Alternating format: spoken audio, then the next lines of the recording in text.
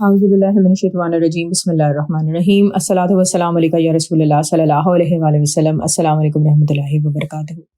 سیرت النبی صلی اللہ علیہ وسلم کی پچھلی ویڈیو نمبر 98 میں ہم نے یہ جانا تھا کہ کس طرح دمدم جو ہے وہ ابو سفیان کے کہنے پر جھوٹ بولتا ہے مکہ آ کر قریش سے، اور کس طرح قریش کے بہت سارے قبیلے تیار ہو جاتے ہیں مدینہ شریف میں رہنے والے مہاجرین مسلمانوں کے خلاف جنگ پہ کہ وہ ان کا قافلہ لوٹنے والے ہیں۔ اور اسی طرح حضور صلی اللہ علیہ وسلم کی پھپھو عاتکہ بھی ایک خواب دیکھتی ہیں، اور جس میں مکہ کے لوگوں کی کافی بربادی اور دکھائی جاتی ہے، وہ لوگ سب ڈر بھی جاتے ہیں۔ بہرحال تھوڑی دیر میں 950 آدمی، 700 اونٹ اور 100 گھوڑے تیار ہو جاتے ہیں۔ اس کے علاوہ یہ لوگ 2,50,000 دینار نقد بھی اپنے پاس جمع کر لیتے ہیں۔ اس سے پہلے کبھی اتنی بڑی رقم تیار نہ ہوئی تھی۔ وہ خواتین جو تیار ہو کر اپنے شوہروں کے انتظار میں تھیں، وہ بھی اس لشکر کے ساتھ جانے کو تیار ہو جاتی ہیں کہ میدان جنگ میں جا کر وہ آدمیوں کو جوش دلائیں گی۔ کفار مکہ فرات بن حیان نجلی کو ابو سفیان کے پاس بھیجتے ہیں اس پیغام کے ساتھ کہ قریش پوری جنگی تیاری کے ساتھ قافلے کی حفاظت کے لیے نکل پڑے ہیں۔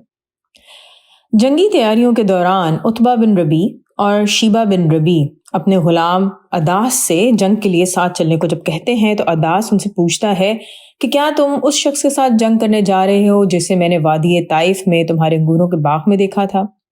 عتبہ اور شیبہ دونوں کہتے ہیں کہ ہاں، ہم اسی شخص سے لڑنے کے لیے جا رہے ہیں صلی اللہ علیہ وسلم۔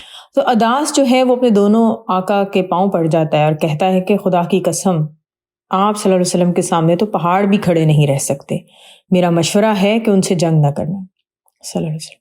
اچھا، جو ابو سفیان ہیں وہ بنی امیہ کے سردار ہیں، اس وقت مکہ میں موجود نہیں ہیں، اور بنی امیہ کے قبیلے کے پاس جنگ کو لیڈ کرنے کا بھی عہدہ ہے۔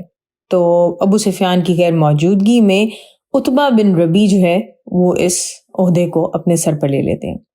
وہ اپنے غلام اداس کی بات سنتا ہے اور توجہ نہیں دیتا، اور کہتا ہے کہ محمد صلی اللہ علیہ وسلم کی باتوں کا جادو تم پہ چل گیا ہے۔ وہاں پر اس وقت منابہ بن حجاج کا بیٹا آس بن منابہ بھی موجود ہوتا ہے۔ وہ اداس کو جب روتے ہوئے دیکھتا ہے تو اس سے رونے کی وجہ پوچھتا ہے، جس پہ اداس کہتا ہے کہ مجھے میرے اور مکہ کی وادی کے سرداروں نے رلایا ہے، وہ اللہ کے رسول صلی اللہ علیہ وسلم سے لڑنے کے لیے اپنی قتل گاہ کی طرف جا رہے ہیں۔ تو آس اس پہ پوچھتا ہے کہ کیا محمد صلی اللہ علیہ وسلم واقعی اللہ تعالیٰ کے رسول ہیں؟ جس پر اداس کے جسم پر کپ کپی طاری ہو جاتی ہے، اس کے رونگٹے کھڑے ہو جاتے ہیں، اور وہ روتے ہوئے کہتا ہے کہ خدا کی قسم، وہ تمام لوگوں کے لیے اللہ کے رسول صلی اللہ علیہ وسلم ہیں۔ مکہ میں جنگ کی تیاریاں زور و شور سے ہو رہی تھیں۔ اس جنگ میں 2 قبیلے نہ خود جاتے ہیں بلکہ باقی لوگوں کو بھی سمجھانے کی کوشش کرتے ہیں۔ پہلا قبیلہ ہوتا ہے بنی زہرہ کا۔ اب بنی زہرہ کا تعلق جو ہے وہ رسول پاک صلی اللہ علیہ وسلم کی والدہ سے ہے، یہ ان کا قبیلہ ہے، لیکن وہ اس رشتے کی وجہ سے جنگ میں حصہ لینے سے انکار نہیں کرتے، بلکہ تاریخ دان کہتے ہیں کہ اس بات کا سہرا جو ہے اخنس بن شریک کو جاتا ہے۔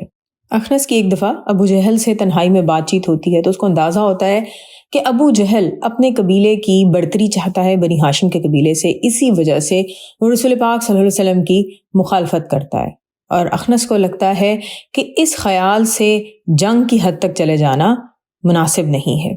اسی وجہ سے بنی زہرہ کے 300 لوگ اس فوج میں شامل نہیں ہوتے، بلکہ وہ دوسرے لوگوں کو بھی روکنے کی کوشش کرتے ہیں۔ بنی زہرہ کی طرح ایک اور قبیلہ بنی عدی کا بھی کوئی شخص اس جنگ میں شامل نہیں ہوتا۔ بنی عدی کے جنگ میں شامل نہ ہونے کی مین وجہ حضرت عمر رضی اللہ عنہ کا اثر و رسوخ تھا۔ تو بنی زہرہ اور بنی عدی کے علاوہ مکہ میں رہنے والے قریش کے تمام قبیلے اس جنگ میں شامل ہوتے ہیں۔ قریش مکہ نے بڑے جوش و خروش سے جنگ کی تیاری تو کی۔ جو خود جنگ میں نہیں جا رہا تھا اس نے اپنی جگہ کسی دوسرے کو تیار کیا، جیسے ابو لہب بن عبد المطلب اس فوج میں شامل نہیں، کیونکہ ابو لہب کو اپنی بہن عاتکہ کے خواب کی وجہ سے شدید خوف تھا۔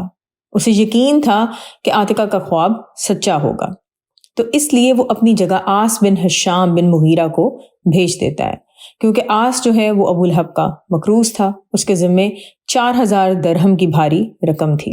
ابو لہب اس سے وعدہ کرتا ہے کہ اگر تم میری جگہ جنگ میں شامل ہو جاؤ گے تو میں تمہارا قرضہ معاف کر دوں گا۔ کچھ عرصہ پہلے سعد بن معاذ بیت اللہ کا طواف کر رہے تھے کہ ابو جہل نے ان سے تلخ کلامی کی۔ سعد اس وقت امیہ بن خلف کے مہمان تھے، تو ان کے درمیان اور ابو جہل کے درمیان جو تلخ کلامی ہوئی، اس لڑائی کو امیہ نے ختم کروایا۔ تب سعد نے امیہ سے کہا تھا کہ رسول پاک صلی اللہ علیہ وسلم نے فرمایا ہے کہ ابو جہل ہی امیہ کو قتل کروائے گا۔ امیہ یہ بات سن کر کافی پریشان ہو چکا تھا۔ اسے یقین تھا کہ رسول پاک صلی اللہ علیہ وسلم کی کہی ہوئی بات ضرور پوری ہوگی۔ تو امیہ نے اسی وقت سوچ لیا تھا کہ وہ ابو جہل کے کہنے پر کسی ایسے کام میں حصہ نہیں لے گا جس میں لڑائی ہو، اور امیہ نے اس بات پر قسم اٹھائی کہ وہ مکہ سے باہر نہیں جائے گا تاکہ وہ قتل ہونے سے بچ جائے۔ اب ادھر امیہ بن خلف جنگ میں شامل نہیں ہونا چاہتا تھا۔ وہ بیت اللہ میں بیٹھا تھا کہ وہاں پہ عتبہ بن ربیع آتا ہے، اور وہ ایک خوشبو کی انگیٹھی جو ہے وہ امیہ کے سامنے رکھتا ہے اور کہتا ہے کہ تم عورتوں کی طرح اس کی دھونی لو، تمہیں مردوں والی کوئی بات نہیں۔ ادھر ابو جہل امیہ کو کہتا ہے کہ اگر آپ جیسا رئیس سردار جنگ میں نہیں جائے گا تو باقی لوگ کیوں جائیں گے؟ آپ ہمارے ساتھ چلیں، 2-3 دن کے بعد آدھے راستے سے واپس آ جائیے گا۔ اب ابو جہل کے ساتھ ساتھ دوسرے لوگوں کے تانے سننے کے بعد امیہ بن خلف جنگ پر جانے کو تیار ہو جاتا ہے۔ اچھا، قریش میں ایک طریقہ تھا کہ جب بھی سفر کرنے کے لیے روانہ ہونا ہوتا تھا یا کوئی بھی اہم کام کرنا ہوتا تھا تو وہ اپنے ایک بت ہبل کے سامنے جا کر فال نکالا کرتے تھے۔ اگر فال اس کام کے حق میں نہ نکلے تو وہ رک جاتے تھے۔ تو اسی روایت کے پیش نظر امیہ بن خلف، عتبہ، شیبہ، زمہ بن اسود، عمیر بن وہب اور حکیم بن حزام ہبل کے سامنے حاضر ہیں۔ یہ لوگ کعبہ کے فال نکالنے والے سے کہتے ہیں کہ فال نکالو۔ جب فال نکالی جاتی ہے تو فال جنگ نہ لڑنے کے حق میں نکلتی ہے۔ اس کے باوجود ابو جہل سب کو مجبور کرتا ہے کہ جنگ کے لیے جانا پڑے گا۔ ابو جہل نے عباس بن عبد المطلب، نوفل بن حارث، طالب ابن ابی طالب اور عقیل ابن ابی طالب کو بھی جنگ پر جانے کے لیے مجبور کیا، اور یہ سب لوگ نہ چاہتے ہوئے بھی اس لشکر میں شامل ہو گئے۔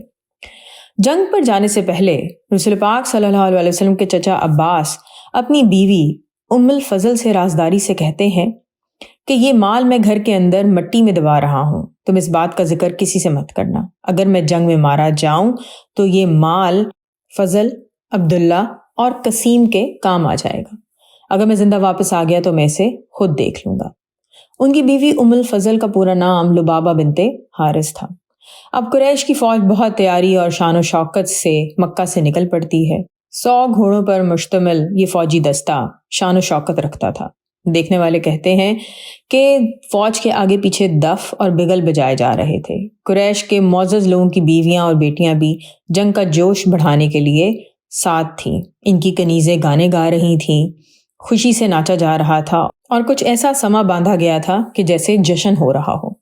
یہ فوج جا تو ایسے رہی تھی کہ جیسے جنگ آلریڈی جیت چکی ہو۔ اگر ان کی فوج کو کوئی دیکھتا تو یہی کہتا کہ یہ فوج جس قوم پر حملہ کرے گی اسے تباہ و برباد کر دے گی۔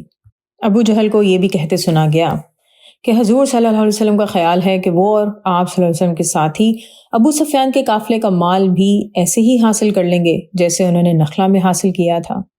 انہیں بہت جلد معلوم ہو جائے گا کہ ہم کیسے اپنے قافلے کی حفاظت کرتے ہیں۔ انشاءاللہ باقی نیکسٹ ویڈیو میں الصلاۃ والسلام علیکہ یا رسول اللہ صلی اللہ علیہ وآلہ وسلم۔ السلام علیکم رحمۃ اللہ وبرکاتہ۔